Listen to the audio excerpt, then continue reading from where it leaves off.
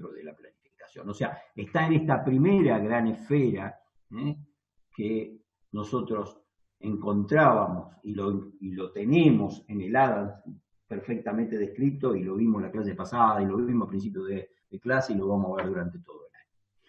¿Y qué es la ingeniería de producto? La ingeniería de producto es aquella que se refiere a los procesos de desarrollo y diseño de productos desde la concepción misma hasta su lanzamiento en el mercado. Desde que nace una idea de tener un producto, de generar un producto a partir de una necesidad insatisfecha que pueda haber en el mercado, hasta que podamos llegar al mercado para poder satisfacer esa demanda. Entonces, lo que vamos a ver ahora, vamos a hacer un poquito un análisis casi de la génesis de la ingeniería de producto, y vamos a ir viendo cómo avanzamos en el desarrollo del producto para llegar hasta una aplicación práctica como es el modelo de la función de diseño de calidad, que en realidad el práctico se lo voy a dar yo y se lo voy a mostrar. No nos vamos a detener a hacer el práctico, sino le voy a explicar la teoría, que es un poco aburrida, es un tema que le gusta mucho a Adrián, siempre se pone contento cuando hablamos función de diseño de calidad,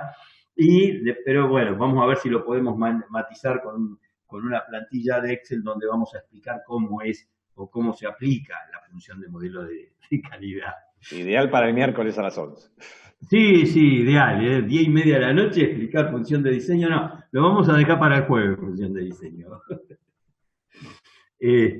Bien, entonces ya definimos lo que es la ingeniería de producto.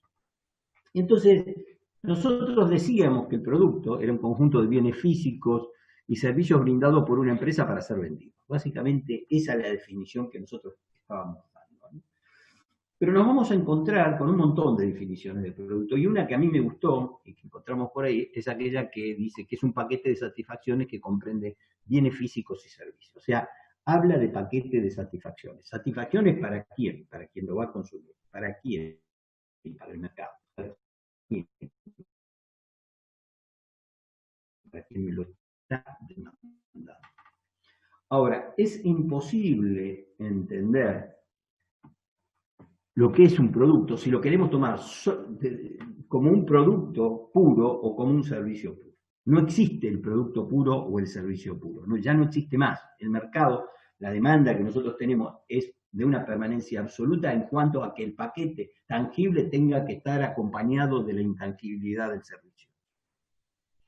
Entonces, ahí nosotros lo que vemos es una escala de valores, donde abajo tenemos un 100% para producto bien tangible, y vemos que va bajando esa escala hasta que llega a 0 y empieza a aumentar hasta llegar a 100 para describir lo que es un producto como un servicio. Entonces, vemos que prácticamente no existe, salvo en casos especiales, no existe el bien puro o el bien tangible, el bien puro tangible o el bien puro servicio. Nosotros lo que vemos es, y si lo vemos, analizamos cada una de estas actividades respecto a la producción de vehículos, por ejemplo, de computadoras, instaladores de alfombras, son todos ejemplos que se van dando: restaurantes de comida rápida, servicios hospitalarios, agencias de publicidad, enseñanza privada, psicología, etcétera, etcétera. Vemos que hay un desplazamiento desde lo tangible al intangible. Pero también vemos, vamos a tomar algo, por ejemplo, nosotros tomamos vehículos, vemos que el vehículo tiene un gran componente de tangibilidad. Decimos que un vehículo va desde lo intangible hacia el servicio. ¿Y por qué va? Si bien yo lo que estoy comprando es un vehículo, algo perfectamente tangible, a mí me interesan otras cosas aparte del vehículo. Me importa que cuando yo compre el vehículo, al cabo del año tenga un buen servicio técnico. O que tenga algún problema y yo llame al servicio técnico y tener una respuesta inmediata. O que cuando vaya a comprar ese vehículo, a la agencia me ofrezcan la posibilidad de hacer un test de ese vehículo, que pueda salir a andar, que lo pueda probar y que yo esté satisfecho. O sea, tiene un componente de servicio. Lo mismo me pasa cuando compro una computadora. Yo no quiero solamente la computadora como bien tangible, que vengo, la pongo acá y no tengo cargado ningún software. No me sirve, Yo quiero un sistema operativo, quiero una determinada cantidad de aplicaciones, y también quiero que el que me venda la computadora, si tengo algún problema, lo llame por teléfono y me diga: mira, Barriano, hace tal cosa, tal otra, para que esto funcione de funcione de la mejor manera. Y si vamos a un restaurante de comida rápida, como tenemos acá, en ese restaurante de comida rápida, lógicamente tengo lo tangible, yo quiero el plato, pero no quiero, y quiero que ese plato cuando me lo sirvan sea abundante, que es un factor coadyuvante, ahora lo vamos a ver, pero quiero que esté caliente, pero aparte quiero que me lo sirvan lo antes posible, no quiero ir a un restaurante y esperar 45 minutos y me traigan la comida. Y eso tiene que ver con el servicio que me está brindando el restaurante. Entonces, es un claro ejemplo donde yo tengo casi un 50, 60% de un componente físico, que es el plato, me quiero comer un buen asado, tomar un buen vino, pero aparte quiero que ese asado me lo sirvan lo antes posible, con cordialidad, con un montón de cosas más que a mí me pueden servir. Y bueno, y también, si me meto en algún restaurante determinado, en un boliche determinado, quiero que mientras estoy comiendo, ya tengo una banda que esté tocando el jazz, me gusta el jazz, o que me esté tocando rock sinfónico si me gusta el rock sinfónico, o me esté tocando una cumbia si me gusta la cumbia. Entonces, todo eso tiene algo que ver con el plato, no. Es un servicio que a mí me están brindando y que acompaña a esa tangibilidad del plato que yo te comiendo.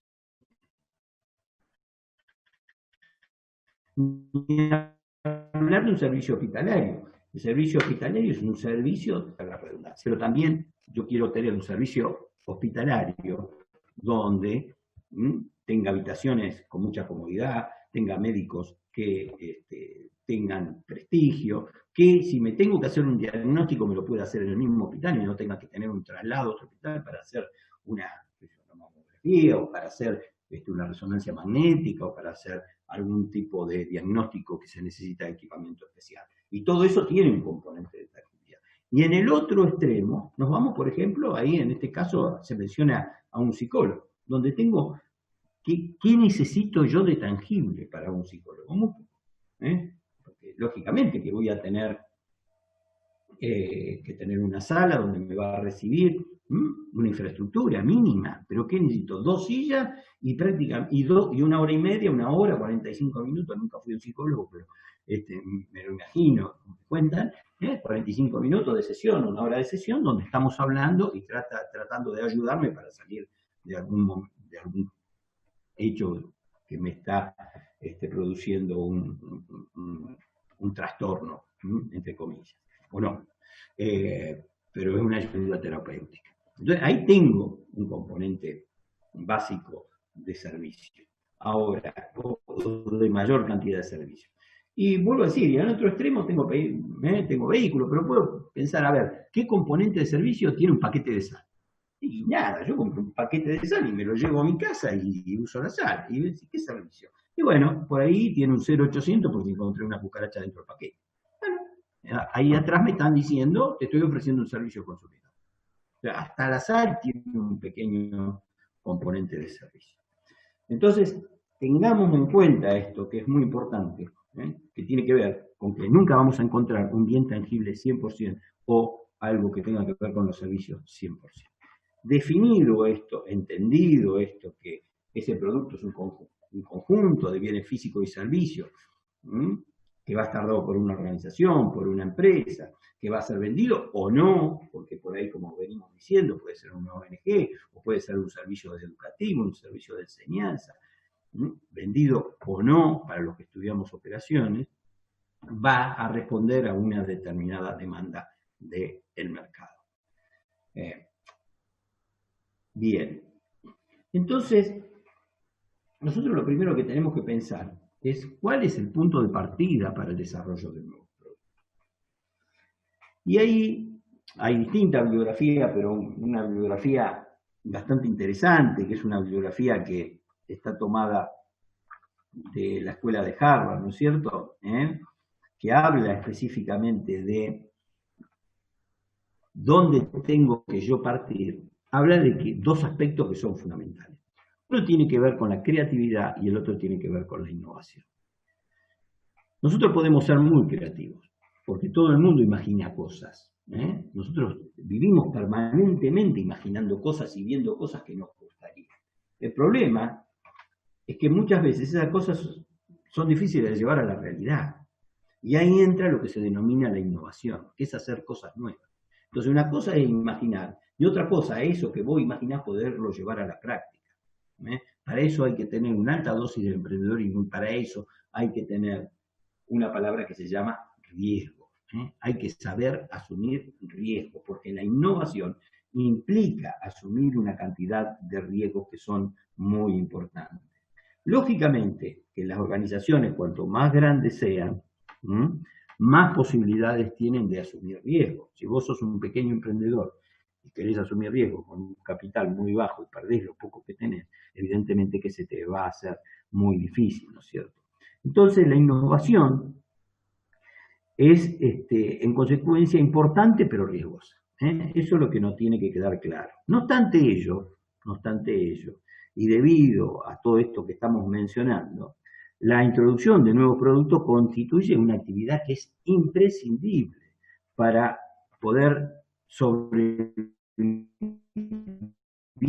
en un medio que es altamente competitivo y para el desarrollo de la mayor parte de las organizaciones. Ahora, ¿cuándo se dan esas condiciones de innovación? Porque no es fácil entrar en las condiciones de innovación. Y ahí se dice que las condiciones de innovación básicamente se presentan cuando existe lo que se llama la tensión en la organización. La tensión en la organización. ¿Y qué significa eso de tensión en la organización? La tensión en la organización se da cuando en la misma organización hay niveles de aspiración y realización diferentes. Si yo tengo niveles de aspiración mucho más altos que los de realización, la organización entra en una etapa de frustración. Si yo tengo niveles de aspiración muy por debajo de lo que puedo realizar, entro en una etapa de apatía. Si ustedes, a ver, queremos dar ejemplo, lo podemos hacer tranquilamente, podemos hacerlo, lo podemos hacer en la vida cotidiana, ¿no? Vamos a suponer de que ustedes entran en la universidad, entran en la facultad, porque saben que si bien se va a generar van a generar una tensión en todos ustedes, el hecho de tener que seguir las clases, estudiar, los exámenes, generan tensión. Pero ustedes saben de que están todos formados que lo pueden hacer. Entonces, los niveles de aspiración van a ir de acuerdo con el nivel de realización, van a estar en un equilibrio entre lo que pueden aspirar y lo que pueden realizar. Porque sí, me imagino que a muchos de ustedes les gustaría seguir ingeniería nuclear y ir al Balseiro, pero dicen, bueno, pará, me tengo que ir a Bariloche, me tengo que internar allá, tengo la capacidad, los recursos suficientes para ir allá, y no. Entonces, si yo asumo eso, yo asumo que tengo un límite, entro en una etapa de equilibrio. Pero si yo no lo asumo y aspiro más de lo que puedo realizar, me voy a frustrar. Si yo pretendo todos los años irme de vacaciones a Nueva Zelanda o a las playas del Pacífico y no lo puedo hacer, seguramente que me voy a poder frustrar. Pero si tengo muchísimo dinero y me quiero ir todos los años de vacaciones a las Baleares, me quiero ir al Pacífico y puedo hacerlo, entonces los niveles de aspiración van a estar por debajo de la realización y voy a entrar en una apatía. Me va a importar 3 pitos ir de vacaciones al Pacífico, porque lo puedo hacer, lo hice una vez, lo hice 2 veces, lo hice 3 veces, entonces entro en un estado de apatía. Eso mismo es lo que pasa con las organizaciones. Si yo tengo intenciones de tener un emprendimiento y sé que lo puedo realizar y que estoy justamente en un estadio de equilibrio entre los niveles de aspiración y realización. Si no, no lo hago. Y si no, soy un suicida. Me estoy mandando enfrente con una inversión que no la puedo cubrir. Lógicamente, que todo este tipo de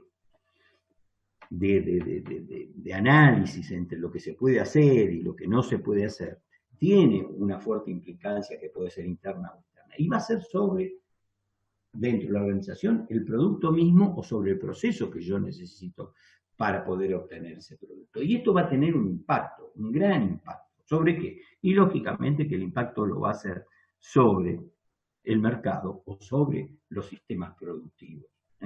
Eso es indudable que es así. Siempre que yo lance nuevos productos o que tenga estímulos para la innovación en un modelo determinado de productos que quiera sacar, va a tener un impacto en el mercado o en el sistema productivo.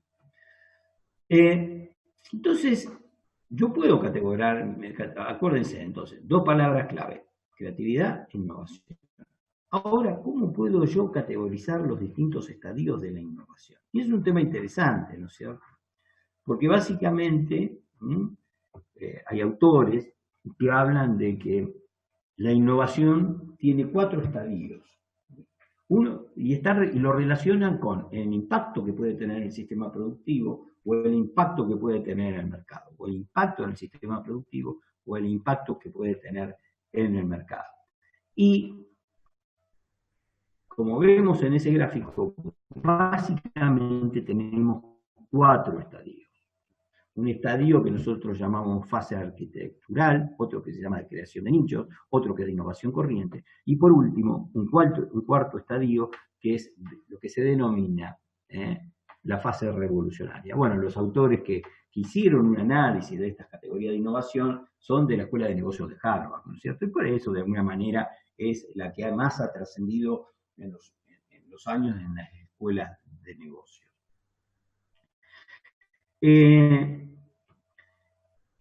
Lógicamente son estadios que representan un modelo, ¿no?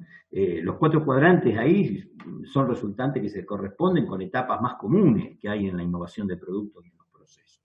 Entonces vamos a hacer una descripción más o menos aproximada de cómo son cada una de ellas. Y la primera que tenemos es la fase arquitectural. Tenemos este primer cuadrante acá, donde nosotros vemos que tenemos una fase donde tenemos un alto impacto en el sistema productivo, un alto impacto en el mercado. ¿Y por qué se denomina innovación arquitectural? Porque de alguna manera reestructura completamente un conjunto de arquitecturas que son preexistentes en los sistemas de producción y cómo se relaciona con el mercado. Por eso decimos que rompemos completamente con una nueva estructura y al romper con esa nueva estructura vamos a impactar muy fuerte en el mercado, vamos a impactar muy fuerte en el sistema productivo. Los ejemplos que solemos dar y que por ahí van a encontrar más comunes en la bibliografía, uno es el clásico, que es el Forte. El Forte irrumpe después de que se utilizaba la carroza con un modelo de motorización que fue totalmente revolucionario para la época y con una gran incidencia en el mercado. Tal es así que terminamos pasando de un enfoque de producción a un enfoque de venta. Cambiamos el concepto completamente del tipo de enfoque que había en los sistemas de producción. Pero por ahí si venimos más cerca, y ya entramos en la década del 50, en la década del 60, en la introducción del transistor, después de los circuitos integrados, pero la introducción del transistor, antes una radio era una radio que usaba unas válvulas galenas, era una cosa vieja, antigua, pesada, eran radios gigantes, la transmisión era muy baja, era un desastre. Entonces aparece el transistor, que era un pequeño animículo que se empezó a utilizar en la radio y de repente rompimos con todo el sistema de comunicación. Entonces, hay un cambio, siento que ha habido un impacto importante en el mercado, ha habido un impacto importante en los sistemas de producción. Piensen en Ford, porque pasábamos de tener la carreta con los caballos a tener un medio de locomoción mecánico que empezó con 150 partes componentes y a los 10 años, a los 3 años, 4 años ya tenía no solamente 150 partes componentes, sino llegó a tener 1.200 partes componentes en pocos años, y todo eso revolucionó toda la industria porque se necesitaban fabricar las partes componentes, que lo hacía el mismo Ford, o por ahí alguna actividad de las derivadas. Y después tenemos una fase que se denomina de creación de nichos, donde no tengo un alto impacto en el sistema productivo, sí tengo un alto impacto en el mercado. Entonces, esta fase, este cuadrante, si nosotros lo analizamos, se caracteriza por introducir cambios en el mercado a través de una nueva combinación de elementos tecnológicos que son preexistentes. No se cuenta con una ventaja tecnológica sustantiva.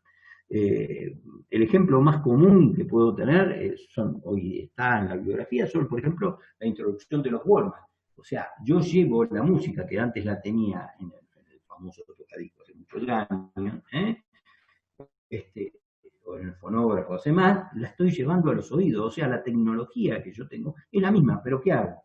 Irrumpo en el mercado y le estoy diciendo a la gente, bueno, vos podés llevar la música a tus oídos y podés ir caminando y podés ir escuchando música, que antes era impensado que pudiera suceder de esa manera. Entonces, vuelvo a repetir, si bien no impacté demasiado en el sistema productivo, sí en el mercado, hay un cambio en el mercado. La otra fase, que no tiene un impacto muy grande ni en el mercado ni en el sistema productivo, es aquella que se denomina innovación corriente. Y es aquella donde voy a materializar pequeños cambios, realizo pequeños cambios porque mi objetivo es que el ciclo de vida del producto se mantenga en una fase de madurez, una fase ya más estacionaria durante mayor cantidad de tiempo. Yo lo que quiero es que esté mucho tiempo ese producto en el mercado. Y quiero que esté mucho tiempo en el producto en el mercado porque tengo un mercado que me lo va a demandar. Entonces, yo te voy a tener, en esa fase de innovación corriente, voy a tener un impacto bajo en el mercado, voy a tener un impacto bajo en el sistema productivo, pero voy a saber que ese producto lo puedo mantener mucho tiempo. Y ustedes, para darle un ejemplo muy sencillo, le digo, por ejemplo, los modelos de los autos. Hay modelos de autos que yo le introduzco pequeñas variantes, le cambio los paragolpes, le agrego un farolito, le agrego un chichecito adentro y ya saqué un modelo nuevo, de una serie. ¿Y qué estoy haciendo? Ese mismo 4K que lo fui introduciendo, o ese mismo, tomemos en alguna época, me acuerdo que fue el Duna, hoy tomemos los Corsitas, ¿no es cierto? Fíjense, el Corsa le van introduciendo pequeñas modificaciones, ¿para qué? Para mantener el producto en el mercado. Y después tenemos otra fase, que tiene que ver con lo que se llama la fase revolucionaria, que consiste en utilizar tecnologías nuevas en los mercados actuales. O sea, yo siempre doy un ejemplo porque me llamó mucho la atención. En una época, era muy joven en ese entonces, trabajaba en una fábrica de aire acondicionado. Antes los equipos de aire acondicionado se fabricaban, como en una época se fabricaron los televisores. Pregúntenle a sus papás, seguramente se van a acordar, o a sus abuelos, que los televisores había un técnico que era el genio del barrio que te armaba el televisor. Y también se armaban los equipos de aire acondicionado. Bueno, yo trabajé en una planta donde armábamos de montaje de una planta de aire acondicionado. Y en una oportunidad tuvimos que ir a instalar, en ese momento había un diario que ya ni me acuerdo, se llamaba El Argentino o algo así, o La Gaceta, después se llamó La Gaceta. Estoy hablando de los años 78, 79, yo tenía 20 años por ahí. Y tuvimos que ir a instalar esos equipos de aire acondicionado al diario El Día, a ese otro diario que también era del grupo del diario El Día, ¿no? Que estaba ya en, creo que era 47, 3 y 4, 4 y 5. Y cuando llegamos allá, tuvimos que instalar varios equipos de aire acondicionado y me encontré con unos racks terribles que había contra la pared. Y yo digo, ¿qué carancho es esto, viste? Y me dijeron, son los equipos que se van a utilizar para diagramar todas las páginas de los diarios. ¿Cómo dice? Entonces miraba, pero estábamos hablando de una sala de 15 por 20, menos o menos, 15 por 10 aproximadamente, tabicada de equipos, parecían todos de aluminio en ese momento, pero una chapa muy liviana y con lucecitas que prendían por todos lados. Dice, no, eso se utiliza en la redacción para poder diagramar los diarios. Y cuando empecé a preguntar un poquito más, claro, ¿qué eran? Eran computadoras. Eran equipos, eran ordenadores que para lo único que servían era para acomodar los avisos o la información en la página de los diarios. Claro, ¿qué era lo que pasaba? Vos un diario, salía, tenías la edición, antes tenías la edición matutina y la edición vespertina. Entonces tenías que sacar el diario a la mañana y sacar el diario a la noche. Tenías a la gente todo el día armando diarios. Y para poder llegar a las 6 de la mañana tenías que empezar a las 6 de la mañana y por ahí a algunos lugares, vamos a suponer que salía del avión, tenía que llegar hasta Comodoro Rivadavia, llegaba a mediodía. Ya las noticias eran tarde, pero bueno, era una vorágine. ¿Y cuánto tiempo se perdía en la diagramación y en el armado de la página del diario? Se perdían horas con cientos de personas. Horas con cientos de personas. Bueno, la introducción en este caso de Está escuchando muy mal, Nico. Esos ordenadores, en este me acuerdo que era la IBM Nico. Modelo 600. Nicolás. Sí, ¿no me escuchan? Se está escuchando muy mal. Va y viene la voz. Sí. ¿Está escuchando mal? Sí. ¿Ahí me escuchás? Ahora sí. Pero estás frisado. Está muy lenta la conexión.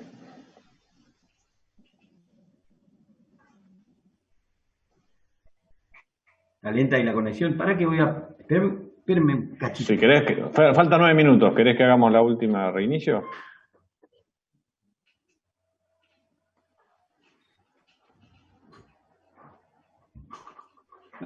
Fui a ver si alguien en casa estaba usando internet, ¿viste? Ahí se me Quedan escucha. 9 minutos. Quedan 9 minutos. ¿Querés que hagamos el último Bueno. reinicio? Son las 9 menos 5.